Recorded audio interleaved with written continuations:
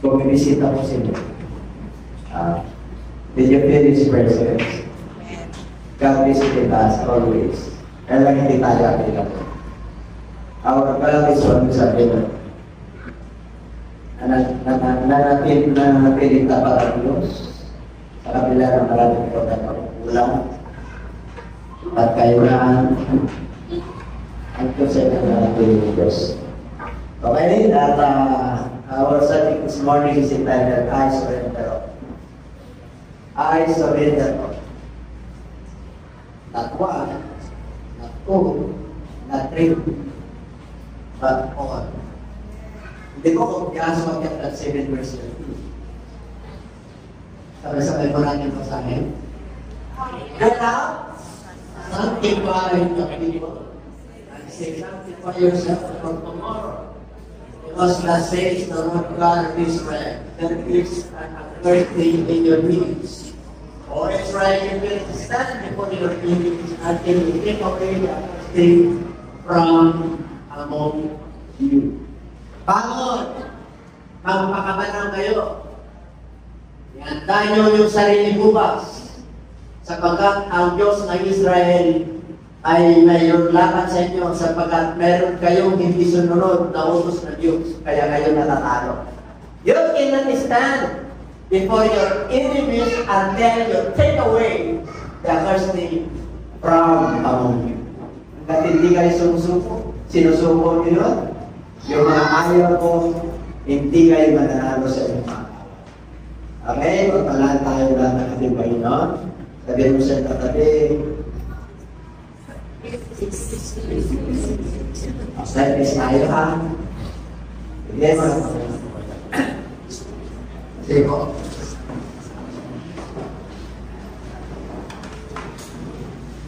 Kaya dito po dahil na po yung ating lend your ears. Our sabi sa very familiar. Noong ang anak ng Diyos ay inalipin ng Egypt for 430 years of slavery. Wala namang nabihag po sila. Kaya dito po, dumating ang mga anak ng Diyos, 70 na tao lang. Pero nung umalis po sila ay 600,000 more or less. Okay? Yun ang publikasyon ni Moses sa wilderness. 600,000 without any garments factory, without any electric, without any nawasa, without any food production. They just rely on God. Depend on how God created this. Kaya sila po ay pinalaya ng King Pharaoh, mga kapatid, sapagkat nagiging problema po sila sa bansang Egypto. Ang sabi ni Moses sa ni Aaron, palakasin mo na kami para kami ay maglingkod sa Diyos. Sabi ng Diyos sa kanila, sige, puntahan niyo yung promised land. The promised land is Canaan, full of milk and honey. Punong-punong po ng gatas at puno yuta. Kaya instead na 40 days ay 40 years. 40 days na po dahil po yun. Kaya umabot po sila ng 40 years. Without any garments factory, sabi ng Bible, lumaki ang inyong mga anak. Yung sandalyas nila nung bata pa sila, yun din ang sandalyas nila. Tama niyo ba? Kasi 600,000, kung ano yung sandalyas, yung mga bata, lumalaki. Habang lumalaki po sila. Okay? Nagsawa po sila ng pagkain ng mga anghel. Mana.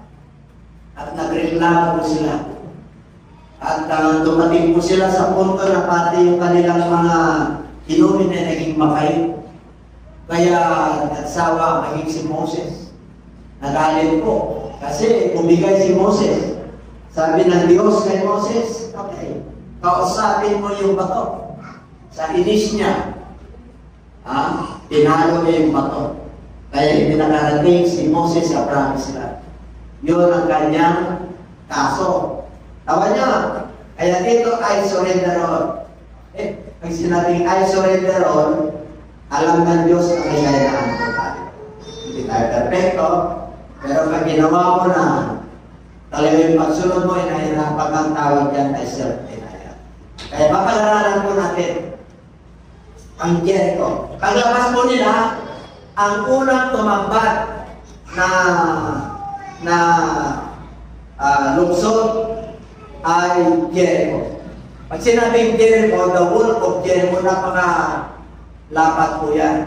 There is the outer wall and the inner wall. Protektado po sila. Pag isinara yung gate, walang makakapasok, walang makakalabas. Yun ang unang pagsubok sa kanila. Hindi po? Kaya mayroong tiktik nagpadala ng tiktik ang Diyos. Kaya, in other words, si Riyam po ang ginamit. Isang mababang lipad, pero ginamit siya ng Lord. Kaya, huwag natin, yung mga babae na minsan, yung mga kababaihan na minsan may mga nakakaroon po yan, pero tingnan niyo patutok po mababang lipad. Pero, siyang ginamit ng Diyos para maligtas at makapasok sila sa Jericho. Amen? At ang kanilang sandata ay trumpet at saka sigaw. Itong sacerdote kasama yung Ark of the Covenant para ang utos ng Lord para maghibayan. Maghibay. Hindi pwedeng hibayan ng tao. Ang Diyos ay hihiba. Ang gagawin nyo, itong araw kayo na ikutan nyo. Sama yung sacerdote, pitong trumpet ang tanong nila. Pag pitong araw, pag pitong ikot ninyo, sumigaw! Anong isinigaw? Ano sa Bible? Ano ba yung isinigaw niya? Kaya, nagsisigaw nyo kung sakalit. Di ba? Purihin ng Diyos! Di ba? Kanya-kanya sigaw sila kasi sabi na sumigaw kayo. Anong sigaw nila? Yung pagpuri nila sa Diyos. Yung pagsamba nila sa Diyos. Purihin ng Diyos. Pagsamba na natin. Hallelujah! Nag-iba, sabay-sabay sila. One note. One note, sumigaw sila. Amen? Nag-hiplat yung Jericho. Nabuksan. Kaya open na. Nakapasok po sila. Okay. Sa chapter 6, ito na the fall of Jericho. Doon po ang pagkawasan at pagkapagsak ng Jericho. Bakit sinabi ng Lord? Kasi may instruction ng Diyos dito. Chapter 6, verse 17 to 19. Para makuha po natin. Okay? Now the city shall be done by the Lord to destruction. It and all who are in it, only Rahab the harlot shall live. She and all who are with her in the house, because she hid the messengers that he sent. Si Rahab po iniligtas kasama ang kanyang pamilya. Lahat ng kanyang harerihan. Kasi siya po yung tinanong ng Diyos. Kaya yan ang instruction ng Lord, iligtas niyo si Rahab. Kasama ang kanyang pamilya. Number 2.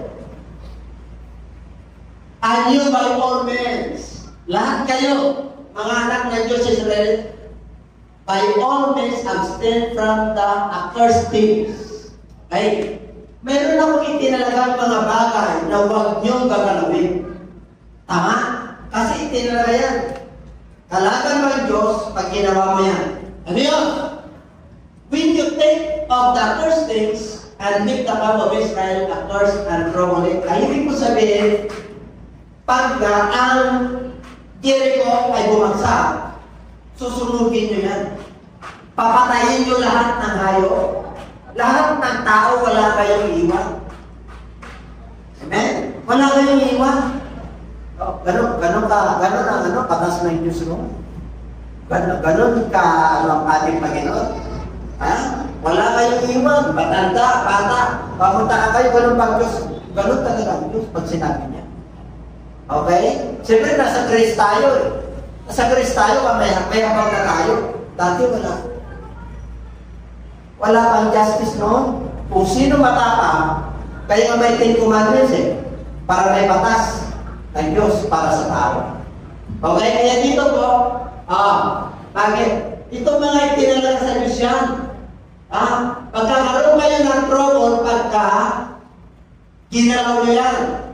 Okay, sunugin nyo lahat, mga hayop, ang iiwan nyo, ano raw? Silver, gold, and pieces of bronze and iron. Ito ay offering, kaya doon nakatalaga sa Diyos yan. They shall come into the treasury of the Lord. Ilalagay yan sa kaban ng Diyos. Ano yung ilalagay? Gold, silver, bronze, and iron. Pero yung mga hayop, huwag kayo papatayin nila, susunugin nyo yung city. Susunugin nyo yung lungsod. Sinunod nila lahat. Okay. Tingnan na natin ang chapter 7. Bakit dito? Pinawala ng Jericho. Susunod na kanilang sasakupin ay AI. Hindi artificial intelligence. AI. Si AI yan. Depende na sa pronunciation nyo. Hi pagka-Tagalog. It's AI. Sa Tagalog. Pero sa akin, AI or I. Lungsod po yan. Lungsod po yan. Kaya dito sa 7.1, yun ang instruction. But the children of Israel committed a trespass. Nagkasala sila. Bakit? Kasi yung bagay na nakatalaga, itong angkan, itong lahi ni Achan, the son of Carmi, the son of Zabdi, the son of Zerah, of the tribe of Judah, talk of their firstings. So the anger of the Lord burned against the children of Israel. Nagalit ang Lord. Tingnan mo po. Ang lungsod ng AI, sabi na, kanya na mangyayari sa Jericho. Pagsan ng Jericho. Tama niya, ang susunod na sasakupin nila ay AI. Sabi ng mga pinuno ni Joshua, 12,000 lang ang population ng Judah. Magpadala lang tayo ng 3,000 ng mga sundalo. May mga pinuno yun. So, kampante po sila. Amen? Kasi yung Jericho nakapasok sila. Pero dito, maliit lang na syudad. Bakit sila natalo? Okay. Kung babasahin yung chapter 7, hindi nakakilos ang Diyos sapagkat may kumuha. May kumuha, anong pinagbabawal? Silver. Isang magandang kasuhutan na maraming pila at mayroong par na ito na more than 2 pounds. Itinabi ni Achan. Tribe ni Judah yan. Ano po yan? A grand children na yan. Apo sa tuhod na po yan. Naman nyo. Ang instruction ng Lord maliwanag. Huwag kayong kukuha. Kaso, mayroong isang lahi, mayroong isang tribe, alam niyo naman, ang tao, pag nakita niya yung yaman, matutuksong po yan. Walang isimple yan. Diyos, narinig po nila, nakita na lang himala ng Lord, kilala nila. Kaya sinabi ng Lord, pag ginawa niyo yan, hindi kayo mananalo sa inyong mga kawat. You will not stand against your enemies. Ang kaso po dyan yun, pinakalaman. Kaya yung 12,000, nag-retreat po, hindi po tumatalikod ang mga anak ng Diyos. Hindi po pagsalabanan. Ang tatapang niya. Ang tatapang po niya. 36 ang namatay lang. 36. Ang ginawa ni Joshua nung dumating yung mga pinunod ng report, At sila po ay umatras sa labanan. Nabigla po sila. Ang ginawa ni Joshua, kasama yung mga leaders, ay nagpatira pa sa Lord. Nandun yung araw ng Covenant. Hindi nila alam kung anong naging problema. Samantala sinabi ng Lord, pasukin nyo yan. Magtatagumpay kayo. Amen? Wala may problema. Kaya mga mananampalataya. Ha? Kaya nga ay surrender all. Isa-isahin po natin. Nawa niya, ito po sa Old Testament na ito, ang batas ni Moses po ito. Talagang nangyari po ito. Nagpatira pa. Ang sabi ng Diyos, tumawag si Joshua sa Lord, Lord, God, Yahweh, my God. Bakit po nangyari ito sa amin? Pumahanap po siya ng katulong. Ang sabi ng Diyos sa kanya,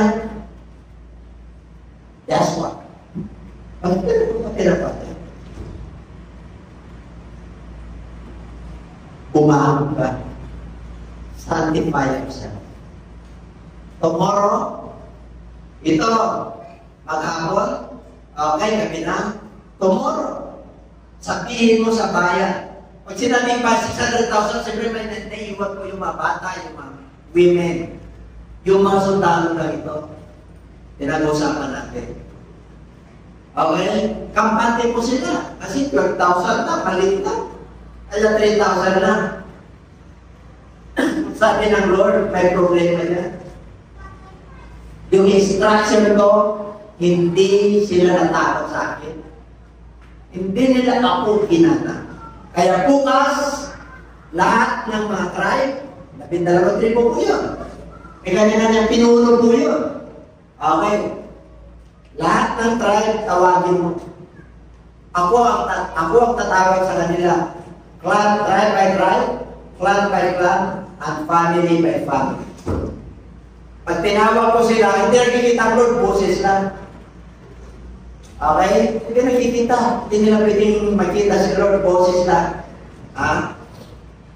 Patay na po si Moses dyan, ang successor si Joshua. Hindi na nakarating dyan si Moses sa Jericho kasi doon na siya sa bundok, inilibig. Tinignan niya na lang, mga kapatid. Kasi nga, hindi siya nakapasok dahil yung instruction din ng Lord, hindi niya tinupag eh. Instead na kausapin niya, ay bato, labas na yung tubig kasi mapait. Kaysa, inis niya kasi ginugulo si Moses lagi, pero 40 years yun. Tawa niya. Ilang taon yun? Araw at kami. Wala kami pagkain! Sawa na kami sa mga food of angels! Sawa na kayo? O sige, pugo naman. Alam niyo, napanis yung mga pugo. Bakit? Oy, Sabbath day ha. 6 na araw, mag-ipon na kayo. Pero yung Sabbath day, huwag na kayong nakatrabaho. Ano ginawa? Nagtrabaho siya. Sabbath day, pinagtutukan ng aso. Ang instruction ng Panginoon and everybody says, kaya dito ako matindi, no? Tinagpatira pa. Bukas ha, sanctify yourself. Kasi ito, nakialam ito. Sige, sa susunod na nakialam itong angka na ito. Sunod na. Kaya nga, the Lord said to Joshua, get up, hamon! Bakit nagpapatira pa ka? Nagpapatira. Gabi na, Israel has sinned. Ang bayan ng Israel nagkasala. Sila ay nagkasala. My covenant which I commanded them. Ito yung tipan ko sa kanila. Tinransgress sila. For they have been even taken some of the accursed things. Ano raw ang kaso? Pinakailaman yung mga bagay na sagrado. Yung sa Diyos. Okay, tingnan natin. And a goat is stolen and deceived. Ninakaw. And they have also put it among their own stuff. Nandun sa atin, ibinawal. Tuloy.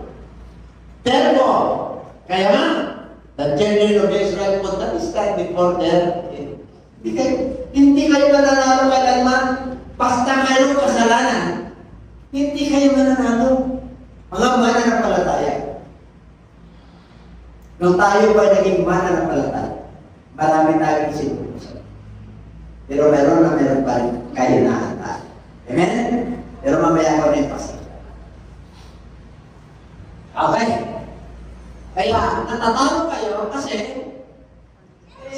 mapunta kayo talaga sa distraction. Masisira kayo. Neither will I be with you anymore. Hindi mo na kayo sasamahan. Bakit? Unless you destroy the curse from among you.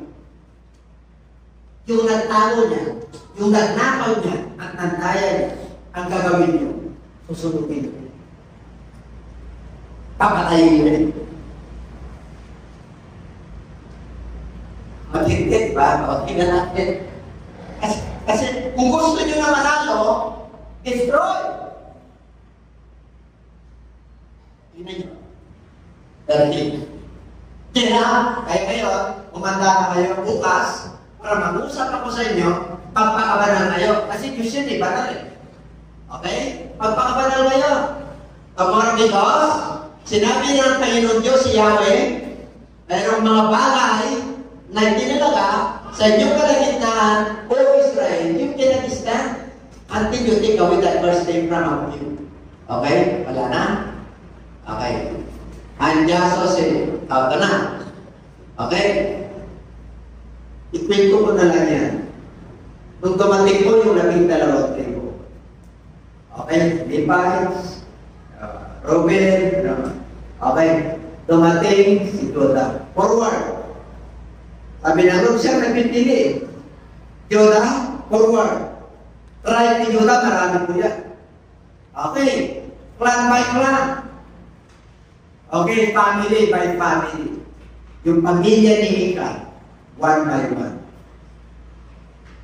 Alam niyo, naubos po sila. Sinulog sila, pinagpapatay. Doon nakakilos na ang ating payo. Tingnan niyo sa 7 sa na. Then the rest of the him a great heap of stones, still there. Nandun na ngayon, so the Lord turned from this firstness of his anger. Therefore, the name of the place has been called the Valley of Accord to this day. Valley of Trouble ang tawag niya. Valley of Accord.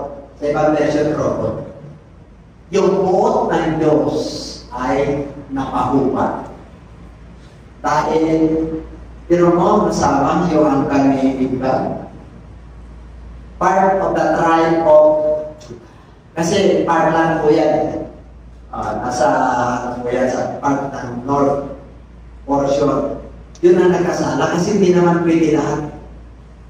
Kasi hindi naman pwede masalanan ng yung nakasala lang si Egan. Kasi yung family niya. Ang nakakalungkot yung family. Ilang taon. Up to 4 generation. Grabe, di ba? Ngayon, bakit sinasabi natin ito?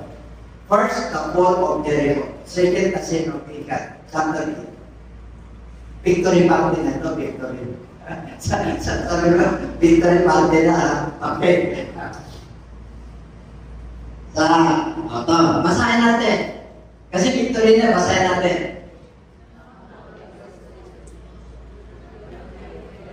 Okay? Pause muna. Ang sabi ni Joshua sa mga tao, sabi ng Lord kay Joshua, Joshua, huwag ka naman matakot. Tapos na yun eh. Wala na yung sagapan. Wala na. Nasunog na. Yung nagnakaw, yung gumawa ng kasalanan, hindi na kinig sa akin. Wala na yun. Huwag ka na mag-alala. Huwag ka naman lumo. Ano gagawin mo? Lahat ng mga tao born with you and arise, go up to siya ay nilas ahas yan. Siya ay nilas ahas pala. Sorry.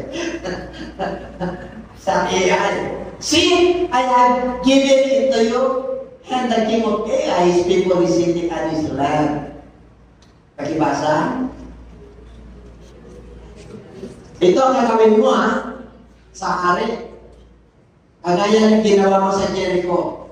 Only, makibasa?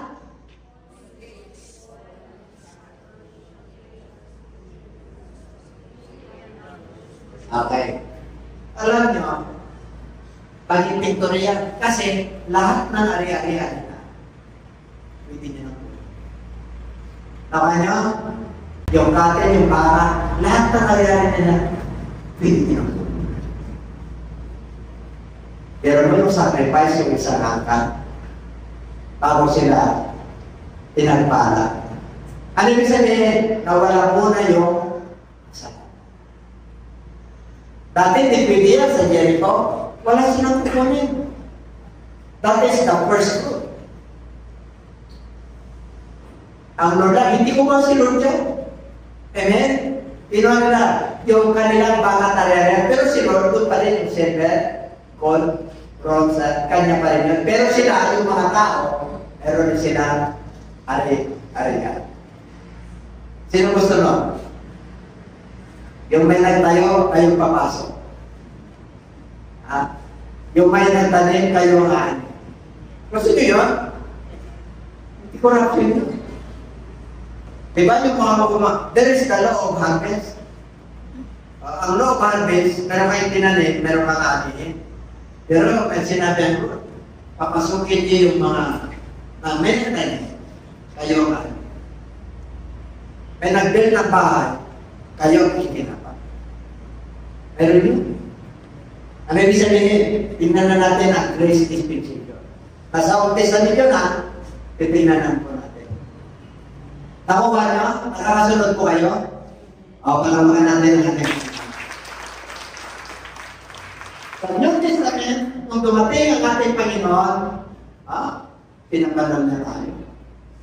Dahil sa cross, pinatawad tayo. Dahil sa plan of salvation, wala nang Hudyo, wala nang Hintil, hindi na wala nang babae, wala nang lalaki, pantay-pantay tayo sa harapan ng Diyos. Kasi dati, ang mga babae ko, sa bahay lang yan, wala sa listahan, wala sa parahan yan. Wala po. Kahit sa pinakain ng Lord ng 5,000, walang babae ko. Puro lalaki, at sa walang bata. Ganun po talaga to. Kaya nung dumating ang ating Panginoon, wala nang trigo, wala nang Hudyo. Wala nang lalaki, wala nang babae. Ay, ibig po sabihin, dahil sa grace ng Lord, yung pagtingin niya sa tao, yung pagmamahal niya sa tao, ganun na lang. Nagkaroon na po tayo lahat ng value. Sabi mo, nagkaroon ka na ng talaga. Mahirap ka, mayaman ka, mahalaga ka sa atin. Amen? Sabi ko siya, katabi ka. Kaya huwag kayong malungkot.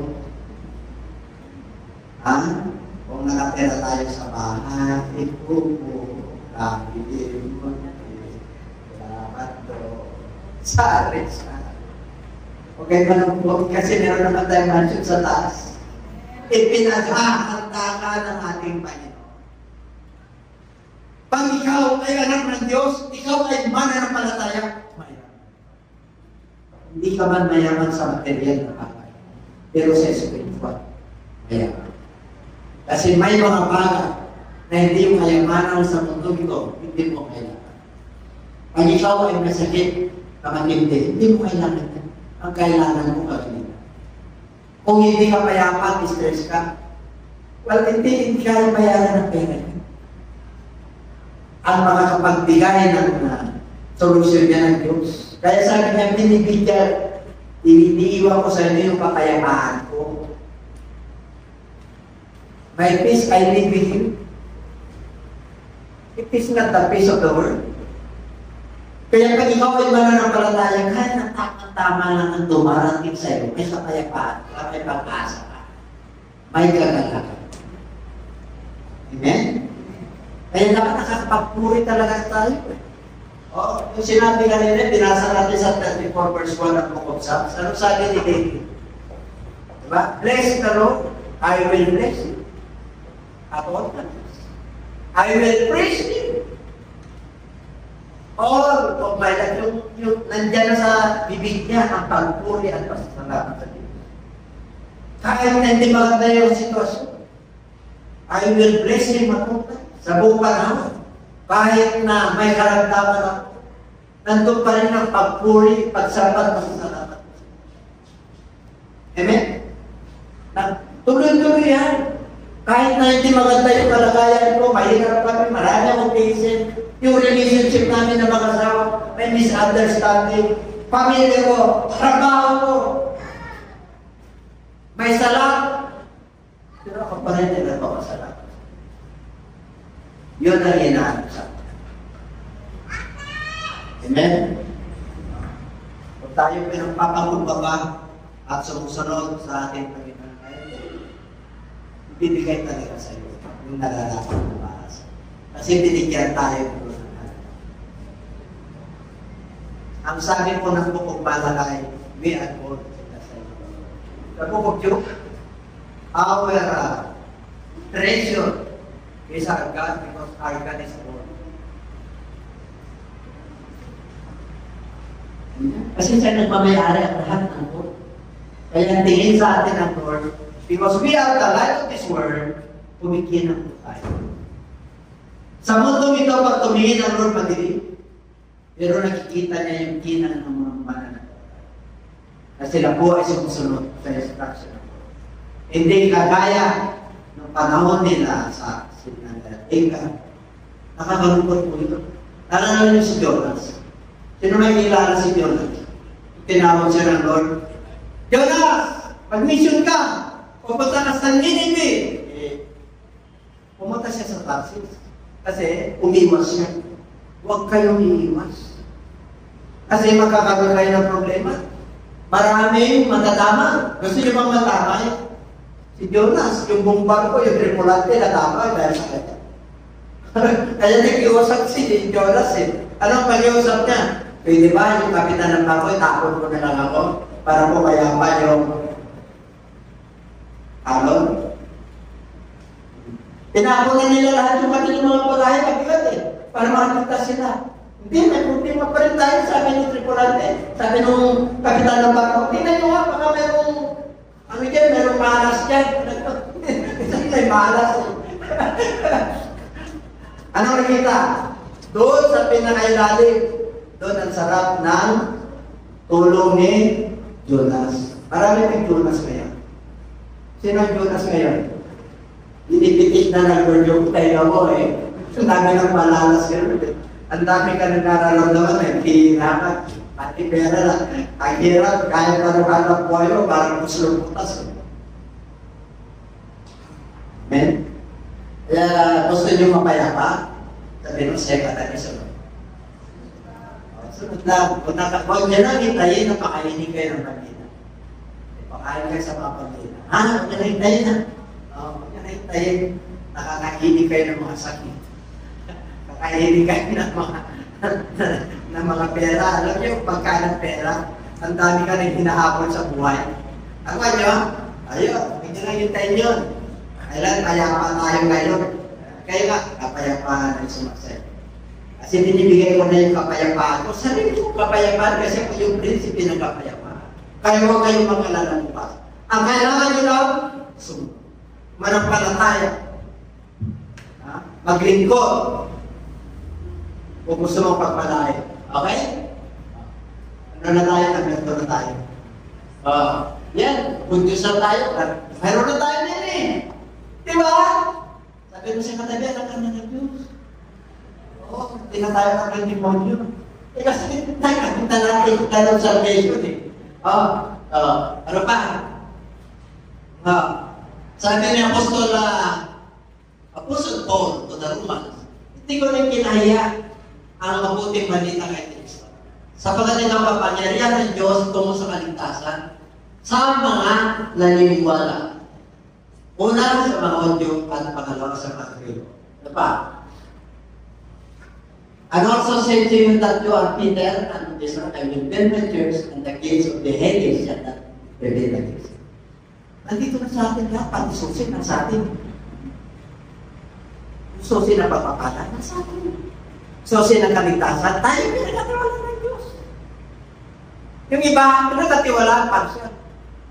Bakit? Pero din silang susi, alam niyo ang susi, kailan kompleto para makapasok ka sa kalayaan ng Diyos. Yung iba, yung pintas lang. Yung baptisin, ayaw na. O, di una yung susi. O, dalawa yung susi. Okay na. Pagdating sa pangatlo, hindi naman naniniwala sa Holy Spirit baptism. At kung susi yan, I will build my church, and even the gates of the Hades shall not prevail against it. Kahit ng demonyo, hindi makakapanay. Kahit anong karamdaman, kahit anong kahirapan, hindi makakapanay ng demonyo. Bakit? Ginawa kitang iglesia. Ang iglesia na tinutukoy tayo na mananampalataya, hindi yung iglesia na structure. Ang iglesia namin ay mayaman. Hindi yun. Ang iglesia na tinatawag dyan mga believers na nabautismuhan, nagsisi, nabautismuhan sa pangalan ni Jesus at puspos ng banal na Espiritu. Kaya ang pagpapala ay nasa iyo, ganito siya katabi. Anong hinintay natin na pagpapala? Literal. Literal. Which is tama naman, hindi bawal sa atin may yumaman. Kung pinagpala ka, mahusay ka sa karir mo, meron kang mga pagpapala na hindi nakukuha sa pera, meron. Sino ang pala kaibigan dito? Maraming kaibigan. Diba? Marami kang kaibigan, kala nyo naman. Marami kang kaibigan eh. Bakit? Hindi ka naman nakikita na, no? Basta ngiti ka lang. Ang kapitan mo, ngiti. Ano pa? Ang kapitan mo, ngiti. Yun lang ang kaya mo eh. Ang kapitan mo, ano pa? Ice cream pa, meron popsicle. Wala na eh. Pero, ano nga? Ang ulan mo yung iyong pananampalataya. Ang tawag yan, face. Pag din kanta lang mayroon ka, ang yaman. Kasi ang kapitan mo, ay doon ka umasa. Doon ka nagtitiwala. Kaya binigyan ka na ng atagay dahil sa estado ng buhay mo. Hindi sa estado ng buhay mo yan. Yung level ng pananampalataya mo at pagkakilala mo sa Diyos. Doon ibaba tayo. Ang kinang, yung ano mo sa buhay. You can earn respect hindi dahil sa mayaman ka. Ma-earn mo ang respect na mumuna ka dyan sa makukuling pala. Amen? Hindi mo mapapayaran ang respect. Hindi mo mapapayaran. Pag ikaw ay sumusunod sa Lord, grabe ang pakitan. Wala ka na sa mundo ito. Meron pang makaralan sa iyo. Magiging patuto ka sa kanila. Hindi dahil sa driving ka lang. Hindi lang sa objective. Ang mahalaga dito, naging ka ng Diyos. Binigyan ka ng Diyos ng karapatan. John chapter 1 verse 20. And He gave you a right to become the children. Kaya, nung sinabi na Lord, I will build my church, isa tayo. Nandun yung pangako na yun. Niligtas na natin Panginoon. Pinawalang sala na ko. Pinapanan tayo sa harapan na ko. Sa kabila ng ating kapanakan. Dati wala tayo sa Diyos, ngayon nandun tayo. Dati naglilingkod tayo sa hindi kilala ng Diyos.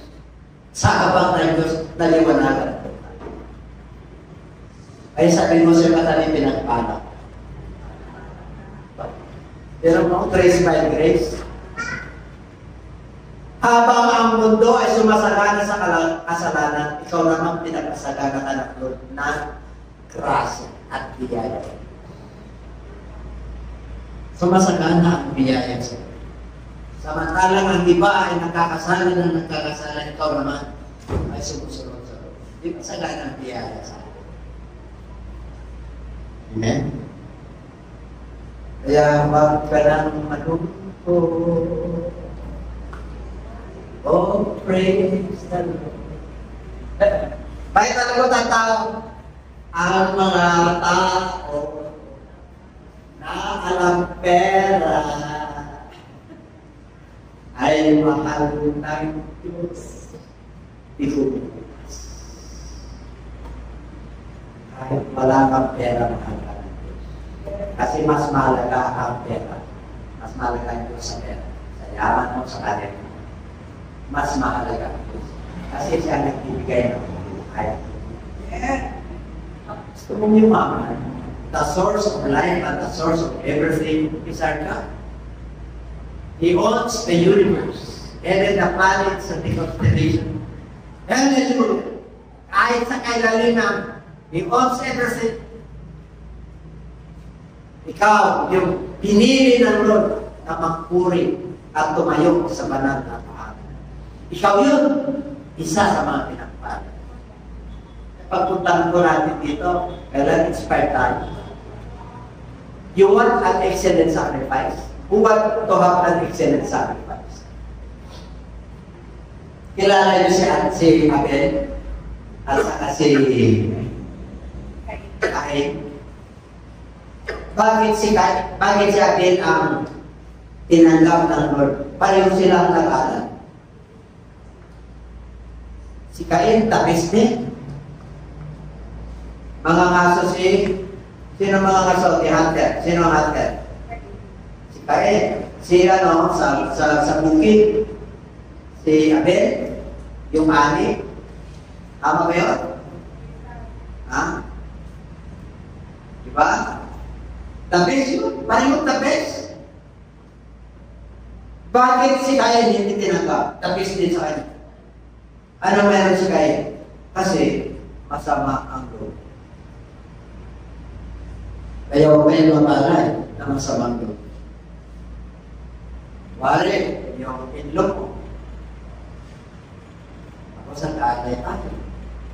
O kaya yung kapitbahay mo, pag nakikita mo parang naano na. Ano yun?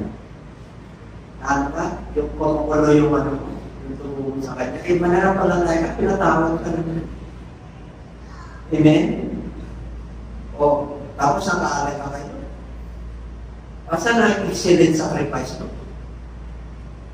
Magsasacrifice ka. Ang sabi ng Lord, it's better to, ang nais niya ay apa? Obedience is better than ang pagsunod sa salita ng Diyos at panutunan ng Diyos at utos ng Diyos ay mas maganda kaysa handog. Sacrifice.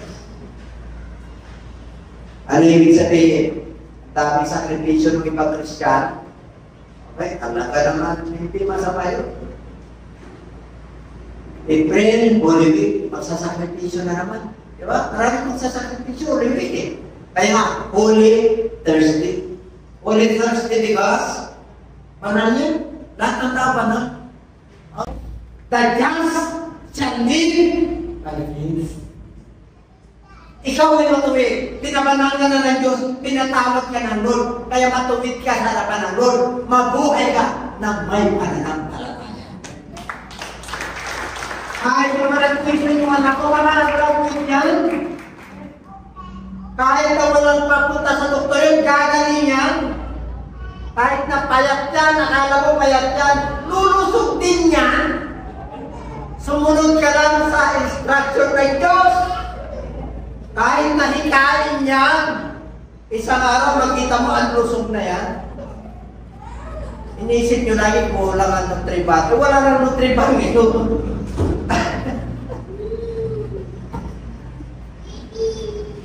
Maalalahalin nyo ngayon.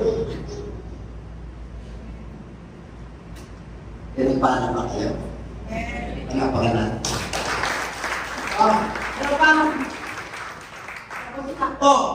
Alam nyo, may mission din si Satanas. Ito ha. Ano ang mission ni Satanas? Tingnan natin. Basahin natin.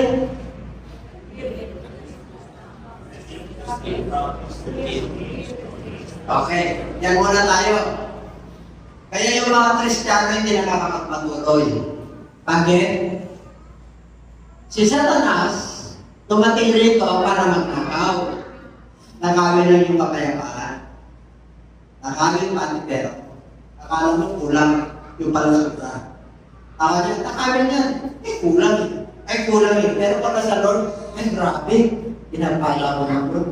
Totoo yung sinabi ng Lord na pag-uksan ang mga mabigyan ng tumawan. There are not opportunities of opportunities. That is the windows of heaven.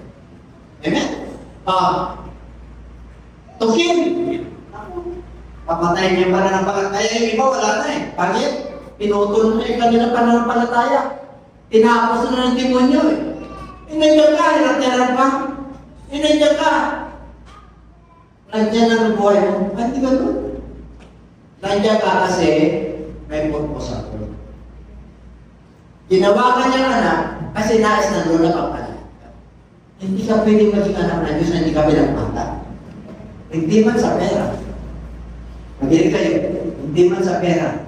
Pero punong-puno ka ng pananampalataya. Punong-puno ka ng pag-asa.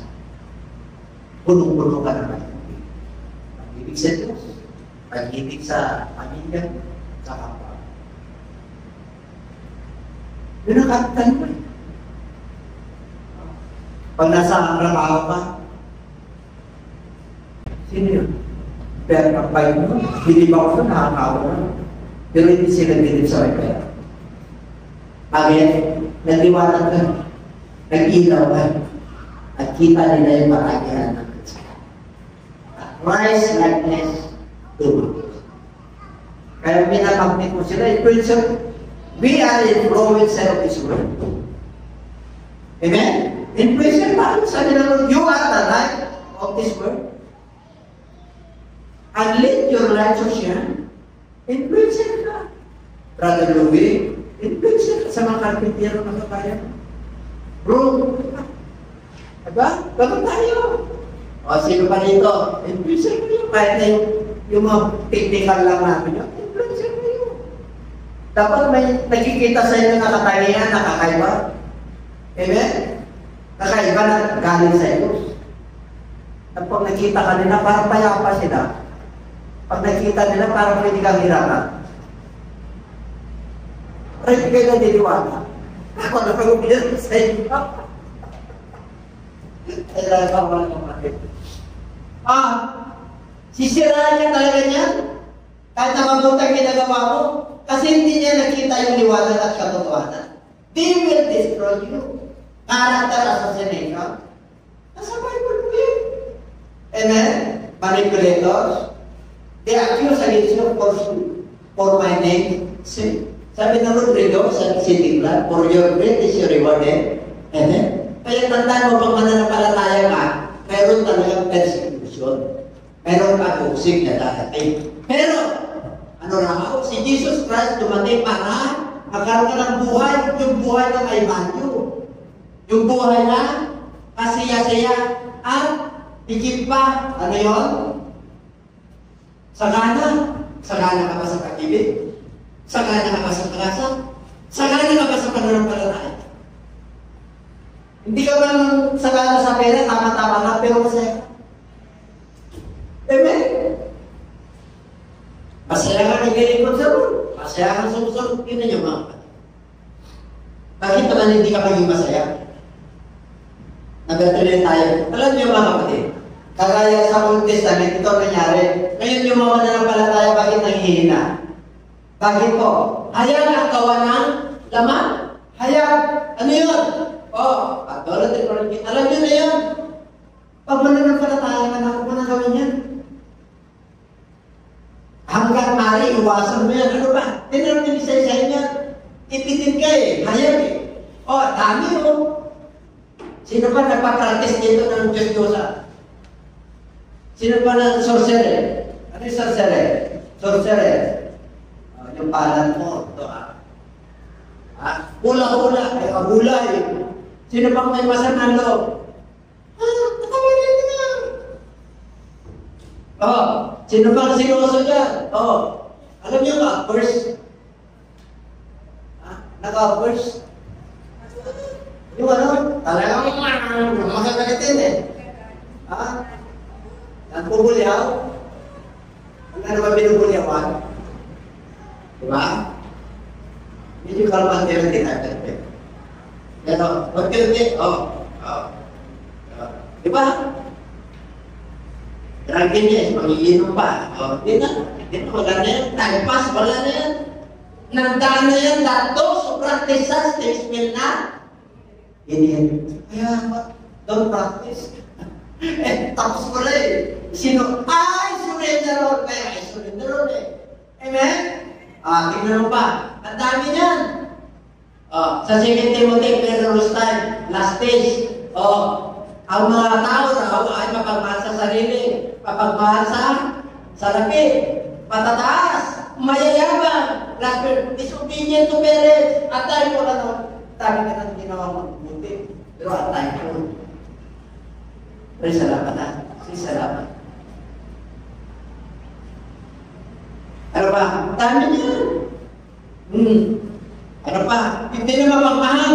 Hindi na mapagpatawa. Slanderers, mga marites dito, marites yun. Wala na self-control. Brutal. Pagpatay, pati pagmumura. Tayo na mumura sa social media. Katas. Amen? Tawa nyo? Pero dami Kristiyano, dami na to. Nagmumura. Tapos, ang kanyang mag-share ng salita nito. See? Sa Old Testament, mga kapatid, yung mga may kapintasan, di ka pwede yung umarap sa Lord Tawa nyo, ngayon nasa grace na tayo. Pagka ikaw ay alam ng Diyos, kailan mo magmura? Meron isang preacher di ba? Ang pagmumura raw hindi, expression of your important. Despiser sa God, kumagawa ka ng mabuti, masama ka rin. Matry mo, di ba dati nag-try mo? Alam niyo yung straw, ang tigas ng ulo kahit na yung dog ko, hindi na. Ang tigas ng ulo mo, hindi-destroy ka mo, hindi. Di ba? Buti, lovers of pleasure, rather. Tignan niyo. Pinagpapalit nila yung Sabbath day, Monday morning, pinagpapalit nila. Tapos, iisip sa Lord. Amen? Pag nakakasunod ka sa Lord, hindi ka mapapaya. Humingi ka, hindi ka mapapaya. Kasi pangalan ng Diyos i-bless kita, tingnan niyo.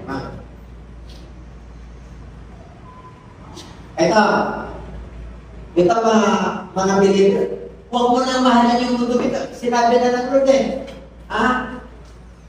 The love of the Father is not in thee, for all that is in the world, the last, okay? The desires of the flesh, the desires of the eyes, and the pride of life is not of the Father, but is. Meron na tayong mapanutunan ngayon, ano ba? Pinandun na lahat? Ito na. Kasi yung pagpalain, palapakan natin ang Lord. Asahin natin. Malakas. God is for. Baptizing them.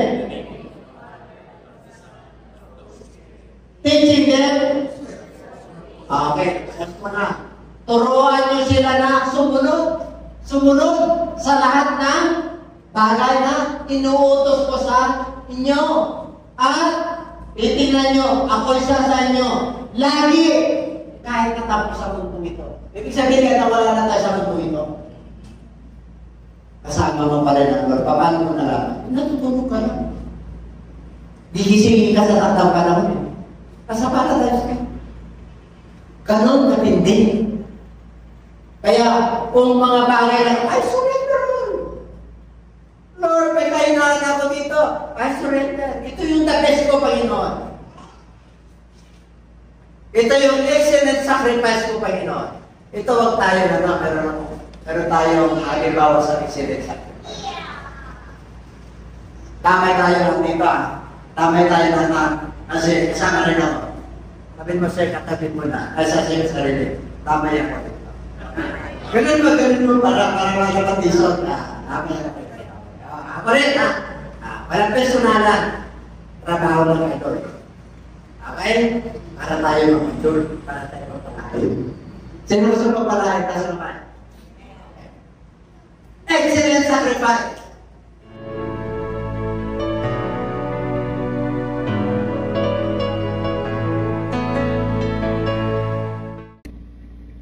Magandang gabi po sa inyong lahat, mga kababayan ko po, kapwa Pilipino at sa mga Kristiyano po na kagaya ko. Ako po ay si Pastor Belen at ako po ay nagagalak na makapag-video po na kagaya nito. Nais ko lamang po ipabatid sa inyo na merong magandang balita po ang ating Panginoon, na kung sino man ang sasampalataya sa Kanya ay magkakaroon ng buhay na walang hanggan. Pag sinabi po magandang balita, ito po ay merong kaakibat na pagpapala. At alam nyo po, ang isa sa nais ng Panginoon ay kilalanin natin ang ating tagapagligtas. Siyempre, walang iba po kung hindi ang ating Panginoong Jesucristo. Pero nakakalungkot po kasi marami pong tao ang hindi po naniniwala kay Jesus Christ. Yung iba hindi nga nila alam yun eh. Yung iba nga, sabi nila Mesias lang siya. Pero matindi po yung Mesias, Savior po yun. Yung iba naman sinasabing siya ay propeta lang. At ang iba ay tao lang. Ano man ang inyong paniniwala, kapatid, ang Diyos po ang nakakakilala sa inyo. Wala pong nais ibigay sa atin ng Panginoon kundi kaligtasan, na kung sino po ang tatanggap sa ating Panginoong Hesus, maniniwala po sa Kanya at tatalima sa Kanyang mga salita, tayo po ay magkakaroon ng buhay na walang hanggan. Pangako niya po yan. At nawa, maniwala po kayo. At nais ko po ipabatid sa inyo, mga kapatid, na wala po tayong ibang gagawin kundi tayo po ay lumapit ng taos-puso sa Panginoon, magsisi sa ating mga kasalanan, at tanggapin po natin ang kaloob ng Holy Spirit at mamuhay ng may kabanalan. At sa mga nais po na tumanggap sa ating Panginoon bilang Savior and Lord ng kanilang buhay, magagawa po natin ito sa pamamagitan ng panalangin, ng pagtanggap.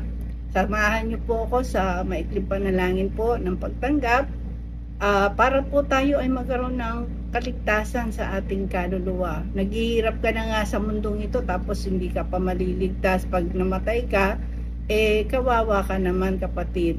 Kaya habang may panahon pa, may pagkakataon pa, wala namang mawawala sa atin, kundi subukan natin ang inaalok sa atin ng Panginoon na magandang balita. Sa totoo lang, mga kapatid, ang kasulatan po ay hindi ginawa para lamang po sa matutuwid na tao. Ang kasulatan po ay nagawa dahil nais ng Panginoon abutin po ang mga taong makasalanan. Yung mga taong walang ginawa kundi kasamaan. Yung mga tao na walang inisip kundi ang mga gawa ng kaaway. Mga tao na walang pagkilala sa ating Panginoon. Nakakalungkot man, sila po ay mapapahamak kung di po makakilala sa ating Panginoon.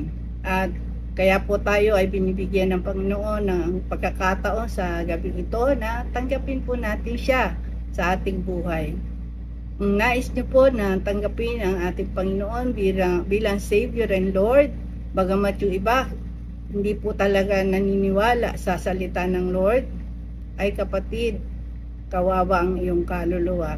Kaya sa mga nais po na tumanggap sa ating Panginoong Hesus, wala po kayong ibang gagawin kundi tayo po ay manalangin at sumunod po kayo sa maikling pagtanggap po sa ating Panginoon. Pikit po natin ang ating mga mata, tayo po dumulog sa ating Diyos na buhay.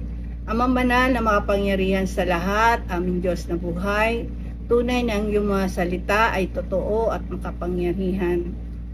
Sa oras na ito, Panginoon, kami po ay lumalapit sa iyong harapan, nagpapakumbaba sa aming sarili. Kilala mo po kami.